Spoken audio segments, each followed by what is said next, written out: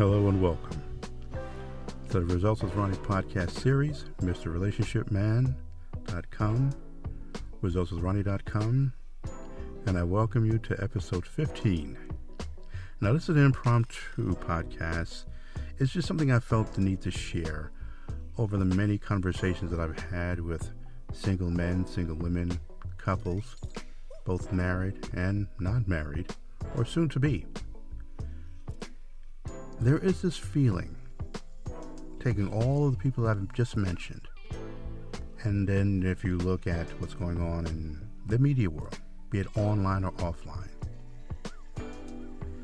and whereas I would see two different scenarios, to many, they see one.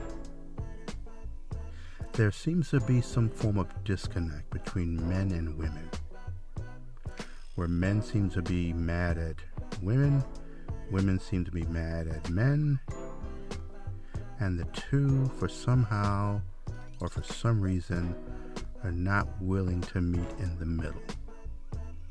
However, what I also see is people announcing on social media that they're in a new relationship. Others announce their engagement.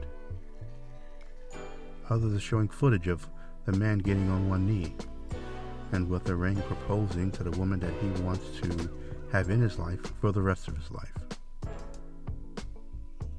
I see videos of wedding receptions and new children coming into the world. Yet, I read and see so many men angry, disappointed, sharing expectations that were left unmet. And I also hear this from the women. Now, it really doesn't matter who does it more. The point I'm trying to make is, what I'm about to share with you is geared toward both men and women.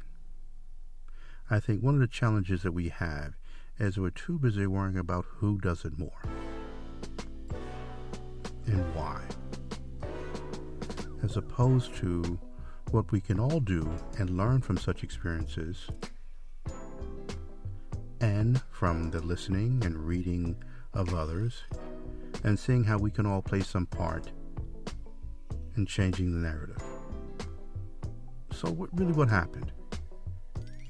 At one time it seemed as though there was this playful chase between the men and women. Flirtations went back and forth between them both. The man decided to ask her out on a date. Courtship ensued, and made a decision that this was her. Gets down on her knee, proposes, wedding, reception, incredible honeymoon, shortly after, children, nice house, nice jobs, retirement, rolling off into the sunset as the kids are in college, and they're going on with their lives. However, many have learned that was pretty much a fairy tale for them. And many have gotten angry over it. Now, where the challenge sometimes comes in is, who's at fault? And I think this plays a part in the disconnect. Because what I do learn, and what I have learned, is that it's not what happened, it's how a person interprets what happens. And part of that interpretation is, who's to blame? Is it themselves or is it the other person? And in most cases, it's always the other person. It's never them. I can't tell you the number of times I'll get a phone call from a couple, and based on who initiated the phone call or even the session, they have this attitude of, I think this is best for us at this point in our relationship, However, I need you to fix her. Or if she does it, I need you to fix him.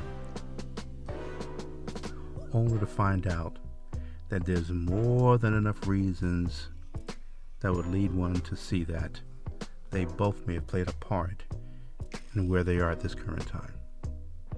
However, the beautiful thing about it is that they're willing to work on it. There's always a silver lining if you look for it. Always a lesson to be learned. But you know what? So much has changed over the years. But have people changed? Well, that could be part of what has changed. The people or circumstances surrounding it. I mean, we can all agree that relationships have evolved because the rules of engagement have changed. Heck, even if you were to define infidelity nowadays, you're going to get different answers. So again, what happened? Why do we have such a disconnect? I mean, I could look online and see the vitriol directed at women from men is just unconscionable. It really is unnecessary. And I'm trying to figure what had happened in their life that got them to this point. Why? Then you see it from women.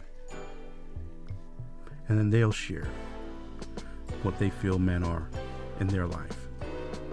Could be a father, could be a brother, could be someone they shared their life with intimately. And that goes on and on and on and on and on. Yet at the same time, in some way, they're communicating that they're looking for someone still. You have others, men and women, that have pretty much given up.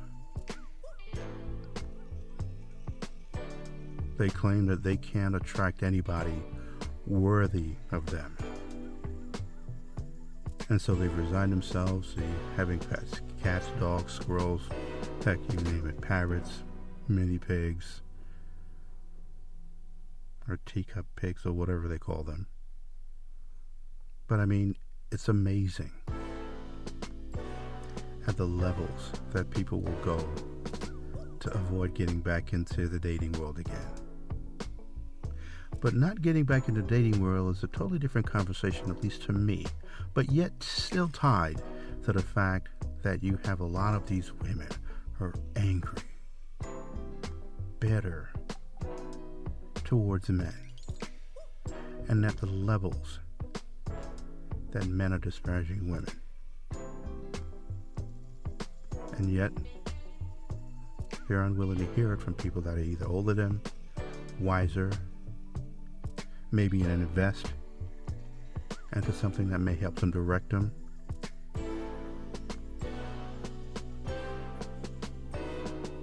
So now, let me just lay out a few things that in the conversations that I had with men and women in the past couple of days, what they feel it is. And a lot of this I will agree with. Now, a lot of what I'm going to list is not in any special order.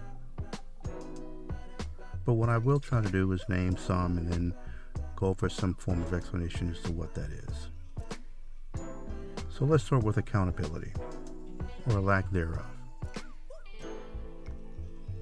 I can't begin to tell you how people are better at holding others accountable, but not so good in holding themselves accountable. And I say this because in a number of the coachings that I have, when I talk about what we could do to prepare them for getting back into the dating world, they're merely taking it away from themselves. Or they're reverting back to, what if I run into another person like my ex? That he did this. Or, while they are dating, can tell you how that person is lacking in accountability. And then when I ask a question, okay, so, what are you doing in all of this? They don't know because they don't think that should be something to be considered. Accountability is important, ladies and gentlemen. I cannot express enough. And I've said this in a previous podcast and other forms of media that I reach out to people. It's great that you hold others accountable, but make sure that you hold yourself accountable as well. That's where part of the growth comes in. Accountability is important. So what's another thing? Well, let's try ego. A lot of people let their ego get in the way of growth. They allow it to get in the way of building something very special with someone that is attracted to them and is willing to put in the work. And they're stubborn about it. For them, there is no meeting someone halfway. They have all these rules that someone else must do even before they show any form of commitment, because they feel that this is where they are in their life. Now, mind you, I'm not saying that you should not be who you want to be.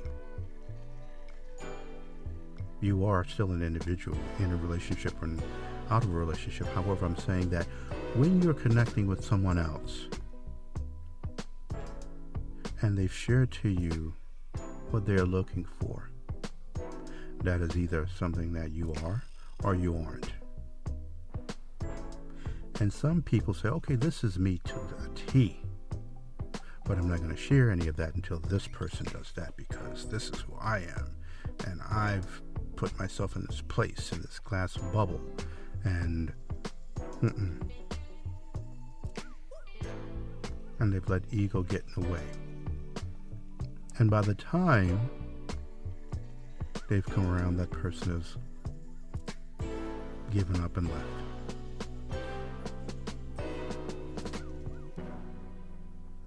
The other part is expecting way too much on one person.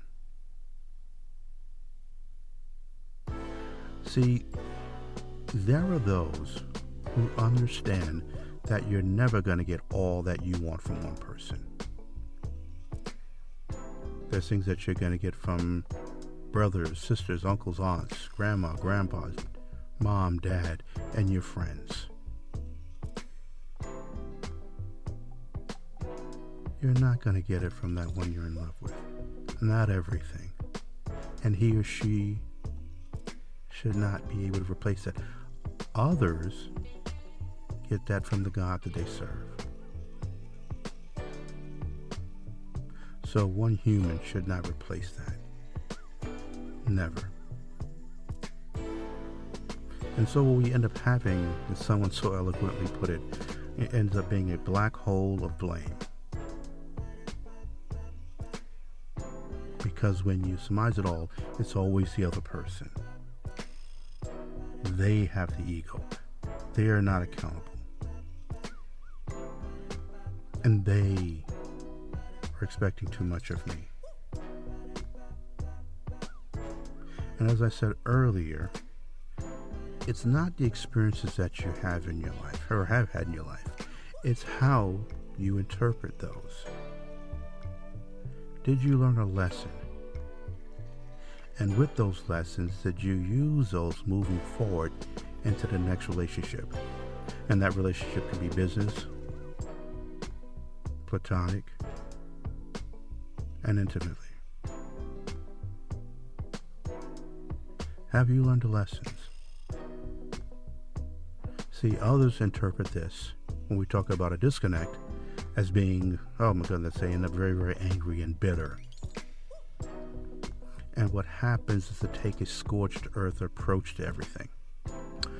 And with that being said, this leads me into something that I believe is very, very powerful in all of what I'm going to discuss here. The internet. Now, if you followed me at any length of time, You know how much I love and I speak on embracing the internet. However, I think where most people miss the mark is that they forget it's just to be used as a tool. And that tool, as in any tool, could be used for the greater good or the greater bad. A tool, a hammer. A hammer could be used to put nails in wood. It could also be used to break out the windows of someone you feel cheated on you. A car. A car could be used to drive you from point A to point B, or it could be used to run over someone.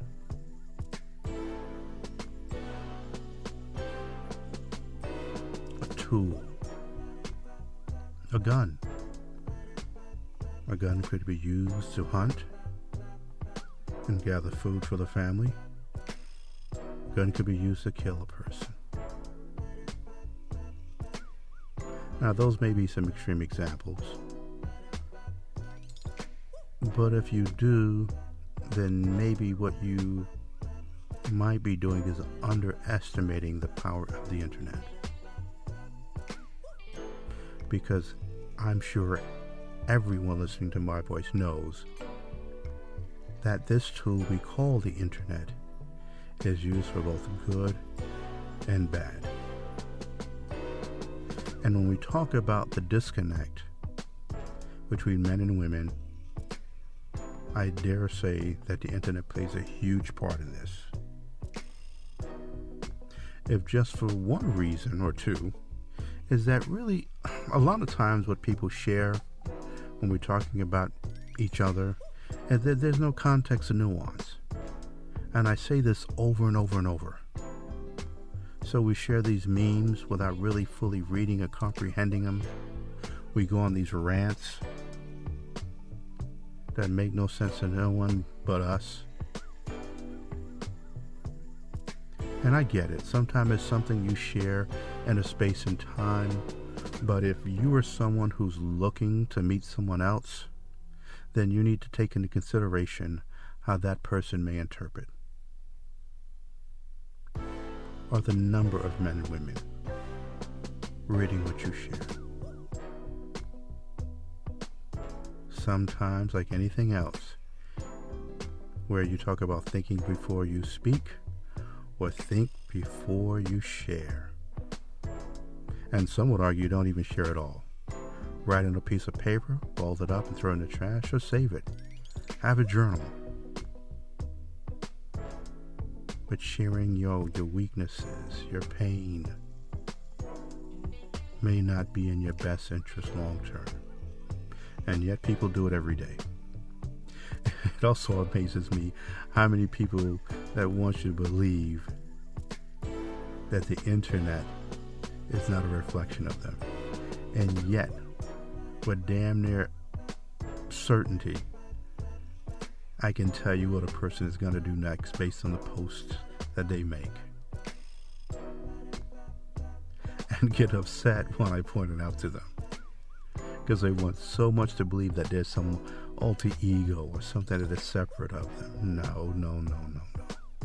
Even when you're a person sharing jokes, based on the type of jokes that you share, shows the type of humor you may be into. The colors that you predominantly wear and share. The type of picture. I mean, if you believe a picture says 1,000 words, then you know the internet probably says 1,000,000. Because you're all sharing multiple pictures. Be it functions, birthdays, political info, things of food experiences, guy trips, girl trips, trips with the family, even the places you say. You see, the internet and the way you use it is an extended expression of you. And that's not a bad thing. I just want you to be conscious of how you use this. especially if you have trouble connecting to other people, especially when you're trying to attract someone in your life. You know what has also contributed to the disconnect? Dating apps. Remember, see, dating apps was something that it was to make dating so easily. Well, so easy, rather. You can sit home in your pajamas at the pool over your bowl of cereal and just swipe left and right. It gave people a sense of power. Whereas before you'd have to go to the bars, you went to the clubs, you went to day parties, you went to afternoon parties, you went to brunch, you went to the gym, you went to the library, you were in college.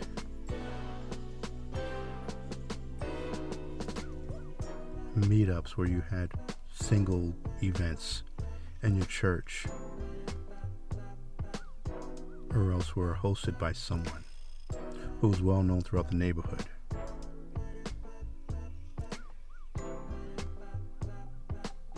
All you had to do was swipe, and there was a certain way that you can let this person know that you're interested in. But you know, something that I've realized is that whether you meet a person in a club, whether you meet them on a dating app, the odds are pretty much the same that they're going to be a good person or bad person. Now, am I down on dating apps? I've made this clear. I'm not down on dating apps. I'm just go ahead and do it. If that works for you, that works for you. We can all find wonderful stories of people meeting and they're living happily ever afters. At the same time, we can also talk about people that have met, got married, and now divorced. And we also have stories of those who've met on dating apps and had horrific dates. And there are also stories of people that have met, had great dating experiences, but for some reason or other, there wasn't an alignment, and they went their own separate ways. You want to know what else has contributed to the disconnect? Texting. Yep. Texting. Why? Because I cannot tell you how many phone calls about destroyed relationships has happened over texting. Why? Well, we know interpretation is one thing, but the interpretation happens because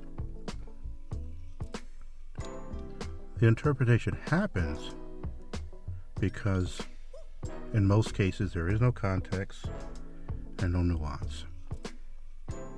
And here's the other thing. Based on the state of the person receiving your text plays a part in that. I can't tell you how many times I've personally sent a text to people and they call me upset for what I thought was no good reason.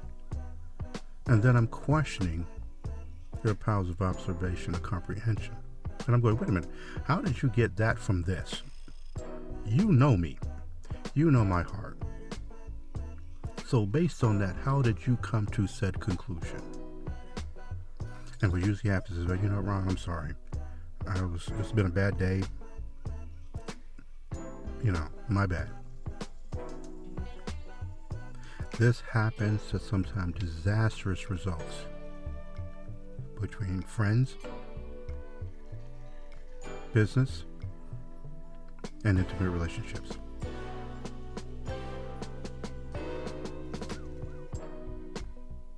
You cannot build a strong foundation of a relationship via texting.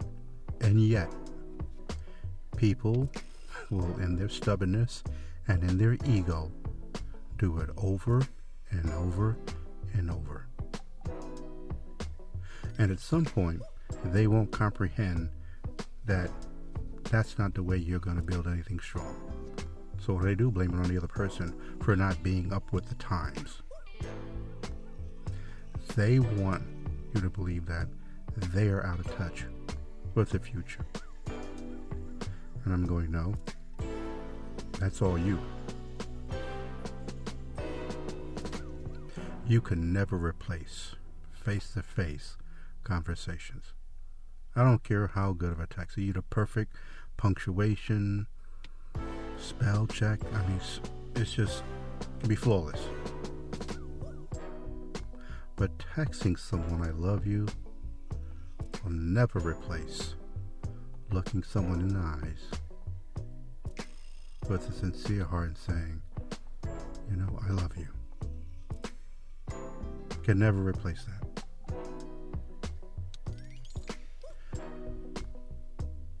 And with texting comes ghosting. Now see, these two kind of go hand in hand in that there are those people, and there have been people that will break up a relationship via text. And to me, for a woman, and especially as a man, to do that is just the height of being a coward. Now, mind you, there are situations where for one's own safety, you feel to do it that way. You have to do it that way. And I get that. I get that 110%. But in most cases, no. No. Pick up the phone, arrange to meet that person, and tell them. But as it pertains to ghosting, a person just decides they're not going to connect with that person ever again. That's really a punk move. I don't care who does it. That, to me, in most cases, makes no damn sense.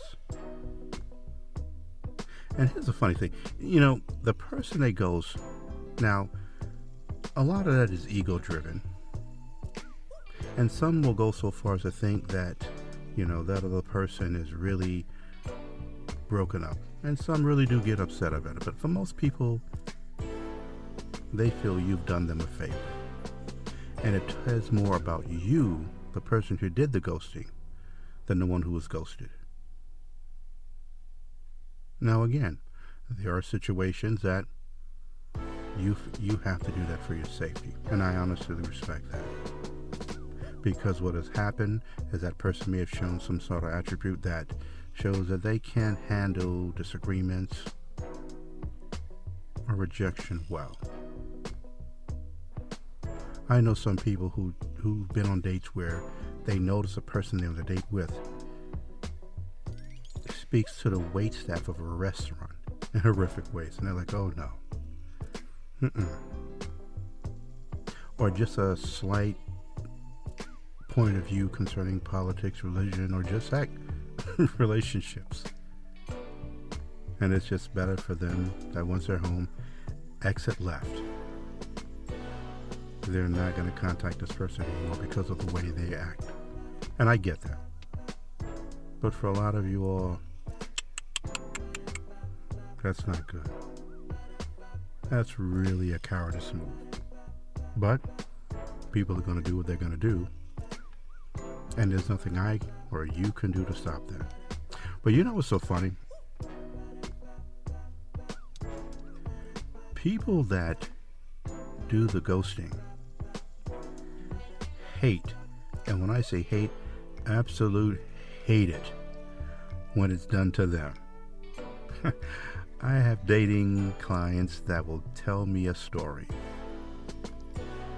and how just so nonchalantly they spoke of ghosting a person.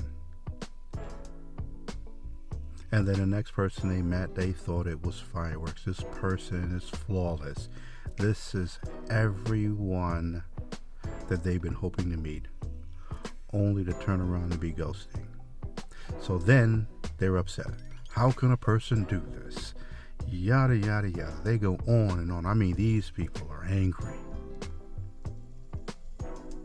And then I say, well, wait a minute. 20 minutes prior, you're telling me a story how you did that to someone. So how is this any different? And then there's silence.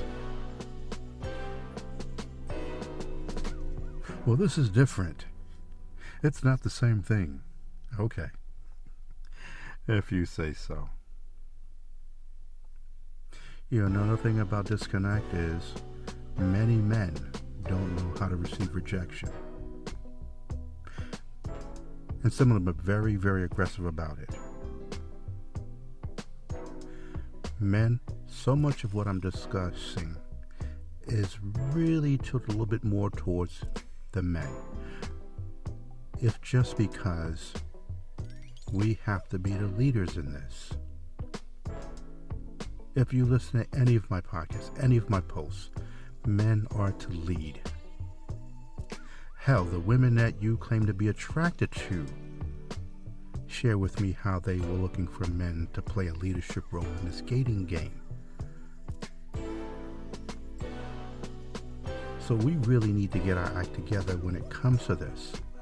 We really need to get our act together when it comes to interacting,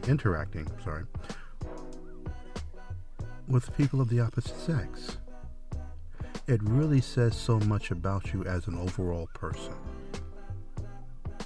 And if you find that you're having some trouble in all of this, then go seek some help. But the lens that you go to and aim at women because she's not feeling you the way you were feeling her is abhorrent. It really is abhorrent. The list of adjectives that I could express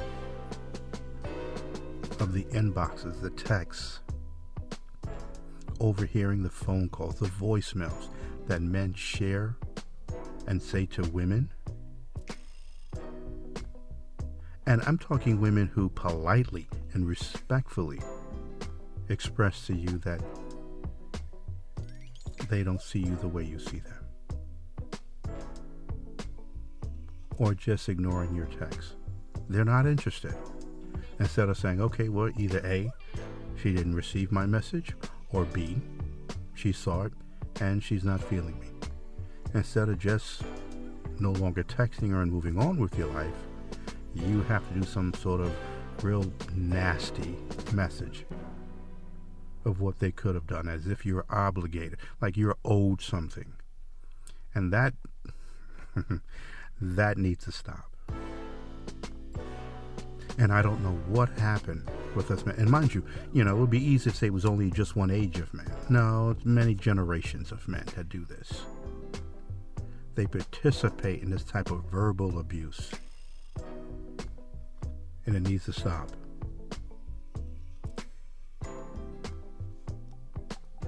And blaming women as to why you feel this way, no, that's a sucker move, man.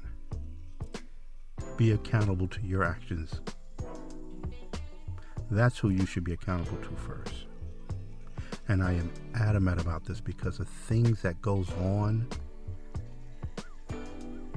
when you have men killing women, hurting them, threatening harm. That's really some punk ass stuff. I just, that right there, pick up your marbles and go somewhere else and play. But rejection is all part of the game. How is it that you can accept rejection when you're trying to get a job and you interview for this job and you don't get it? Or you may invest in a couple stocks, and out of the 5 stocks you're investing, 2 of them don't give you the returns. You're upset a little bit, but you understand that's part of the game. Or maybe some business that you hope to close that didn't work out. That's the nature of business. Sometimes you get them all, sometimes you don't. But when it comes to you wanting someone that you feel is right for you, and she doesn't feel the same for you, and you go on this rant, the name calling, the bitches, the hoes, the thoughts you all ran through No one wanted you in the first place. You and your weave and your lashes and all that unnecessary talk. That's just. I'm biting my tongue. I'm really trying to hold back in how I express this. But here's something else that also plays into this. Women, you also have to play a part in how you communicate to men. So many of you are hell-bent on trying to emasculate a man. From doing something as simple as him sharing a thought, showing some form of emotion, that you choose to call it as whining. You go on these rants talking about, oh, guys are sounding like women now. Oh, now they little bitches. Only because he has a different point of view. He's trying to express something to you. But yet it's okay for him to share feelings when it's got something to do with you. Now you want all the empathy and sympathy in the world from him. And some women don't get that benefit because so many other women have expressed such disgust or whatever when a man shares that. So now he's holding this in. Because yes, ladies, men do have emotions. And if not given the space in which to express it fairly and openly, I can assure you he will express it, but it's not going to be in the way that is conducive to the relationship. See, a lot of this has to do with the lost art of connecting. I've said over and over, and I will continue to say, we were created for connecting. Connection. Shaking a hand, a hug, a kiss, sex, intimacy, love-making, words of affirmation, words of life, words of strength, words of freedom, words of connection. We were created for connection. And this mindset that I'm good, I'm okay by myself, no, you're not. Something's missing. Something has happened. And I understand there are times that we just want to disconnect from the world. But you want to know the biggest test of strength is when in spite of all that you're going through, you're still moving forward. You're still focused. Hell, even in the world of this self-care movement, part of that is being able to sustain positive relationships. Part of self-care and self-love is how people interpret you and how they feel when you are around them. You see, if you have bunches of people, groups of people, or let's just take it down to the men that you're dating, if all of them is something that you can find something wrong with and it's never your fault,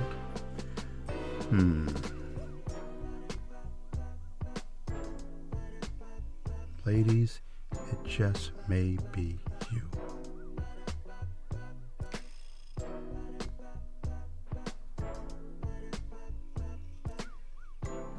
You know, so also helps part of this disconnect. Therapists that you didn't properly align with. Let's face it, there are some therapists that are not the par. And with that, I will add bad dating coaches. These are two types that I can never say enough about how great therapists are and what they add to the overall minds of the world. They've taken the time to go to school, to study, and if they've done the work properly, they've done the work on themselves first before they go out and help people. And it's no different than dating coaches, life coaches, What have they done on themselves before going out there and helping people? And unfortunately, some of them have invested in time and money into those with not the best results. I hear the horror stories. And I am not one to say that coaches are better than therapists or therapists are better. I'm just really not going to get into that debate. I think they both serve a purpose. And I think they're both needed. And I'll stand on that against anybody. I stand on that. Pain coaches, life coaches, therapists of all specialties are needed. But sometimes that happens. But those are tools.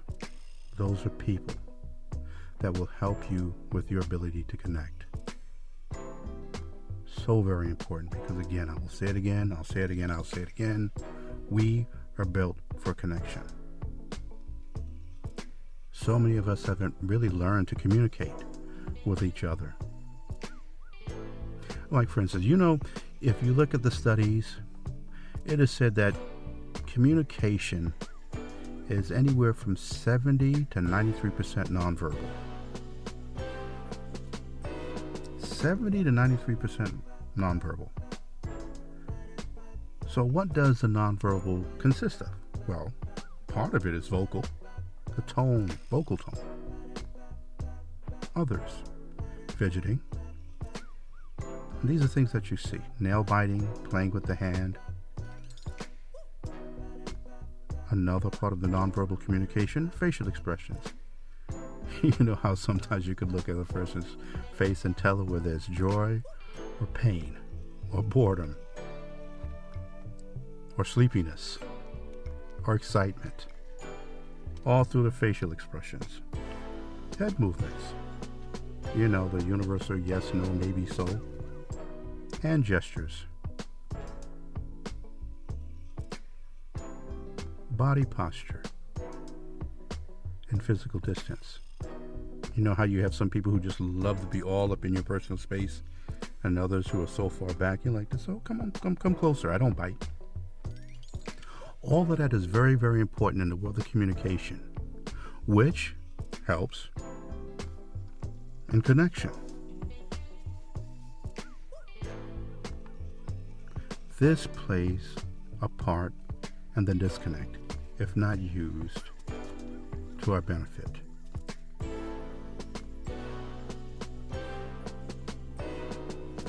And so much of this disconnect pertains to dating. Many are downright unrealistic in their quest. And because they're unrealistic, they end up being disappointed over and over and over. And with that leads to anger, bitterness, shares on the internet, how disappointed they are in the men, how disappointed they are in the women, and how most of them are all cheaters, and the ones that are not cheaters are married already. Many are dating with a bad attitude.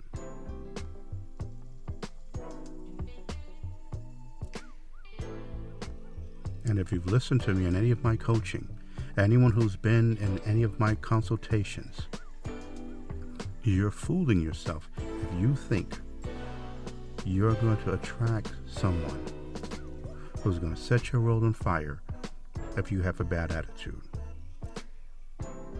No man or woman in his right mind is the one to get next to you. It's just not going to happen.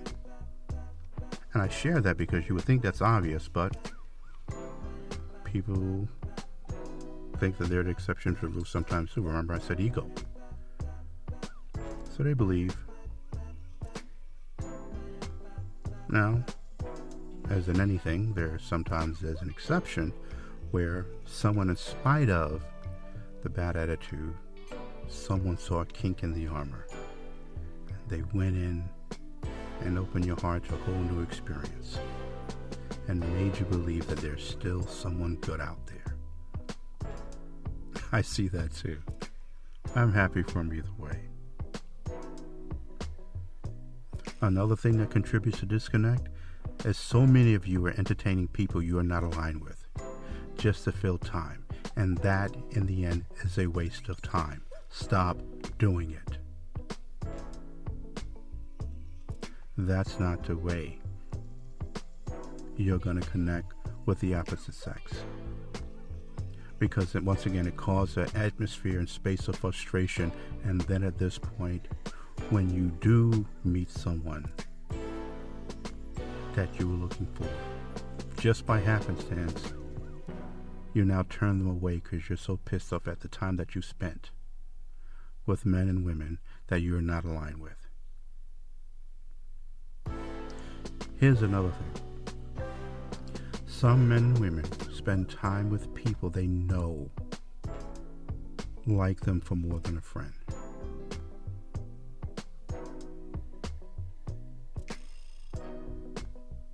And they're not giving that person the space they need to meet somebody else when you know that you don't feel that way about them. If you know that person doesn't have a chance, if they're not willing to be friends and friends only, then you need to separate yourself from that person. Because that person is wasting their time and you wasting your time. Because anybody who comes up and notices that you are the person they want to be with, but you don't want this person, see, that new guy or girl is attracted to you is going to see that that quote-unquote friend of yours looks at you deeper than you may communicate it to be, and they're not going to take a chance. That's very, very important. So align yourself with people and use that for your growth. And the value you add in their lives is for their growth as well. But if not, then this plays into a part of the disconnect we have between men and women. Many don't want to understand, but they want to be understood. They're always talking about how no one understands them. But yet,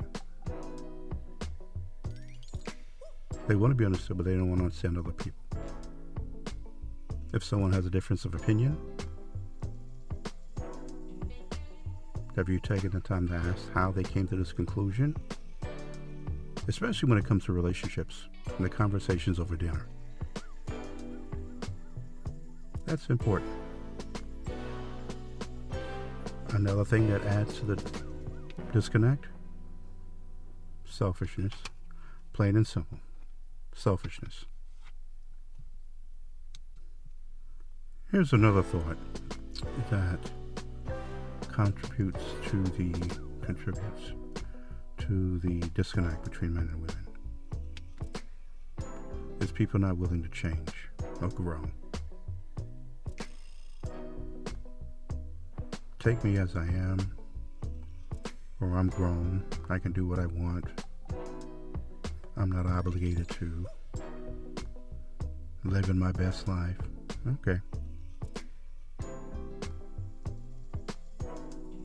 But yet they want to meet people that are constantly growing, and then wonder why there's a disconnect. They see your lack of growth. They see your stubbornness. They see your selfishness. Be whoever you choose to be if it works for you. But just keep in mind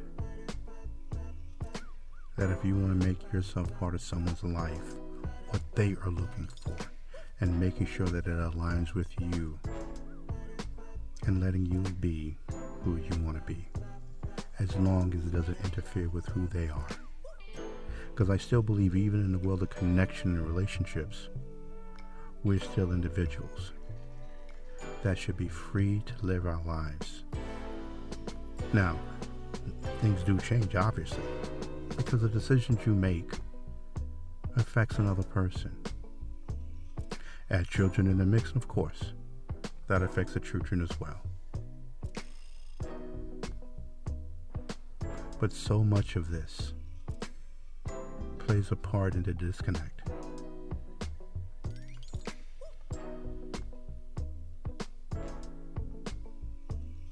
If you're growing, find someone who appreciates growth. And if you're not, then find someone who is okay with you there, maybe because they're there as well. Understand what you're up against when you're out in this world, competing, whether you know it or not, with other men and women. And how people see disagreement is powerful. How do they handle it? Immaturely, incredibly angry, name calling. That adds to the disconnect. Because sometimes it's not about what they disagreed on. There's just some deep-seated thing in which they have been conditioned to handle conflict.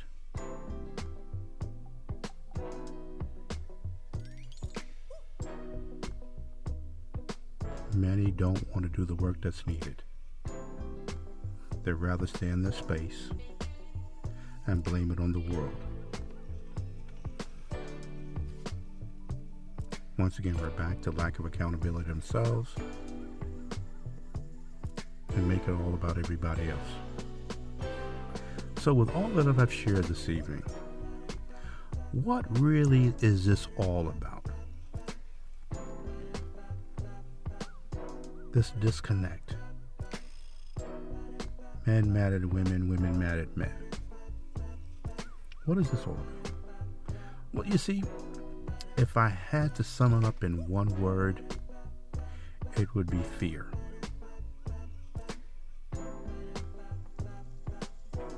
It is said that people will do more to avoid pain than work toward pleasure. Fear of rejection,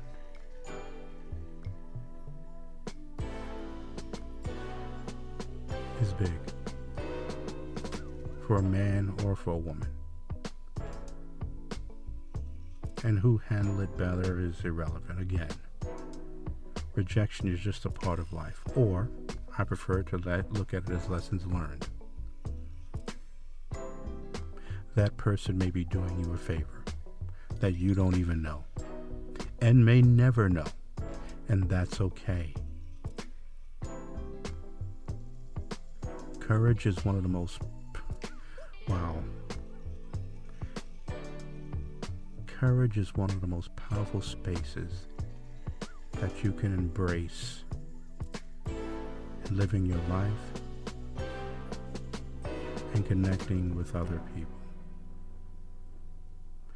It will take you to the highest of highs and the lowest of lows. You need courage.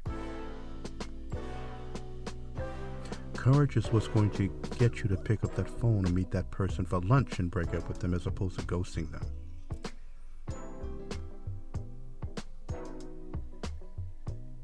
Courage will have you look at a relationship that seems that there's nothing left and drive you to take one last effort towards fixing it and then winning. Or the courage to leave a relationship with respect and honor to that other person that you're leaving. I'm not saying it's easy. I'm just saying courage will have you do it in a way that you find your peace, and at some point they find theirs.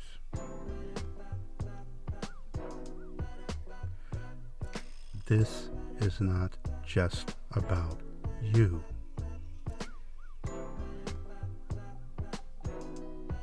It's about the other person as well. And we have to keep that in mind. There are no guarantees. In a perfect world, yes. The first person you go out on a date with, you hit it off, you marry, and you grow old and die together at the same time. But we all know that's not what's going to happen in most cases.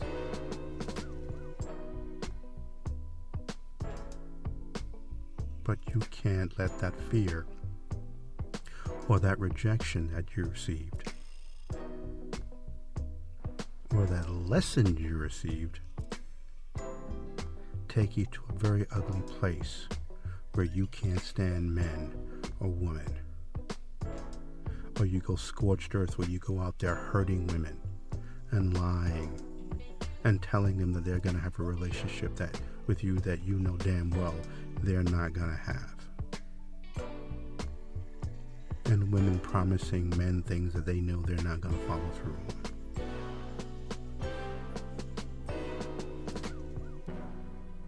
Men and women are guilty of this disconnect.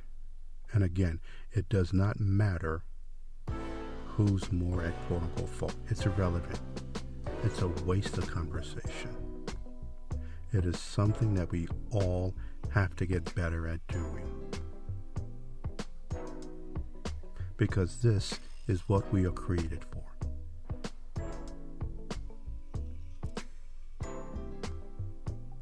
Well, I hope my thoughts of myself and the thoughts of many others that I spoke to over the time has given you some value.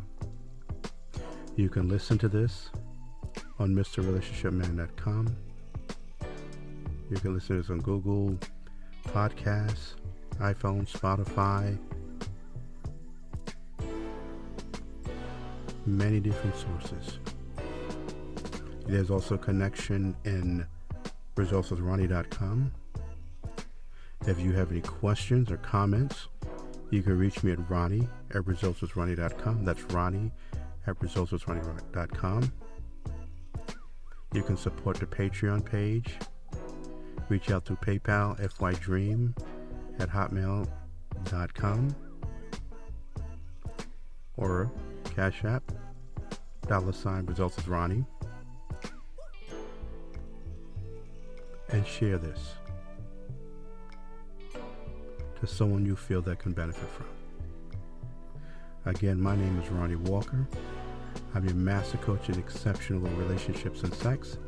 And if you feel that what you heard is some value and you'd like a consultation or coaching, you can reach me at ResultsWithRonnie.com. Reach out to me at Ronnie@ResultsWithRonnie.com and just drop me a note. And let's set up a time to chat, get you back in alignment, and back connected to that man or women that you'd like to. Let's get you set back up in our relationships. I thank you for taking the time. Have a good evening. All the best until next time. Take care.